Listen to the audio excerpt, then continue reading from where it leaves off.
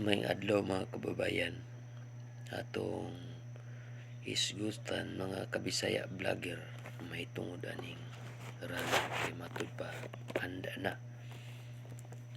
daw sa Quirino Grandstand. Apan mga higala mga kababayan, ang usang atong isgutan ini may tungod aning ang ilang panawagan mao ang no impeachment, no.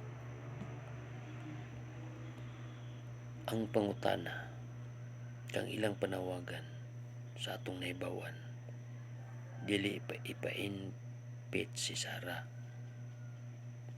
Ang pangutana ani, kung dili ma-impeach si Sara magpadayon, unya si Marcos gyapon ang presidente, uyon ba kamo nga magapadayon ng kurap? Muna'y pangutana. Kay bisan sa kadaghanan, di man gid gusto ang tao nga adunay kurap. Kay kwarta sa kaban ng bayan. Muna ang una.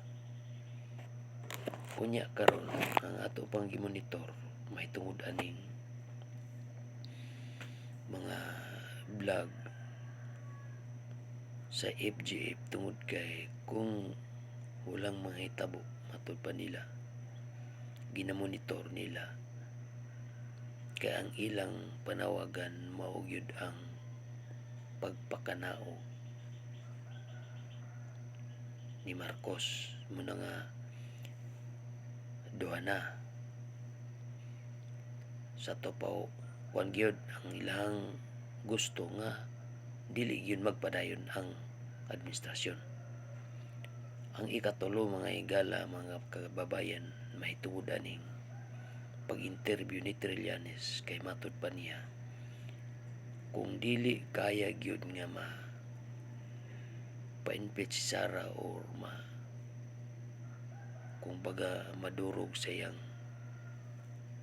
kaning career sa pagpolitika, nanganganib daw ang nagaupo karon sa atong paggobyerno matud pang Trillanes. Ang naga-vlog nini si Kareaksyon, no, Kareaksyon TV sa YouTube. Muna mga higala, bisan kung dili pa madayon ang impeachment, dili gihapon may tabo nga adunay kahusay o kalinaw, kay ngano dili man usa lang ka grupo ang panawagan, kundili duha nga pagpakanaugon yun og no impeachment. Muna ang problema mga higala mga kababayan, muning atong gimonitor karon kay basig wata kay balo sa unahan sa human sa rally ug aduna pay mga panghitabo nga mas delikado pa. Muna mga kababayan, muna'y atong gimonitor nga balita ingon nga kabisaya tiktoker. Ug dahang salamat nga kamo taga-monitor kanunay ug kanunay nagasunod sa atong vlog. God bless you.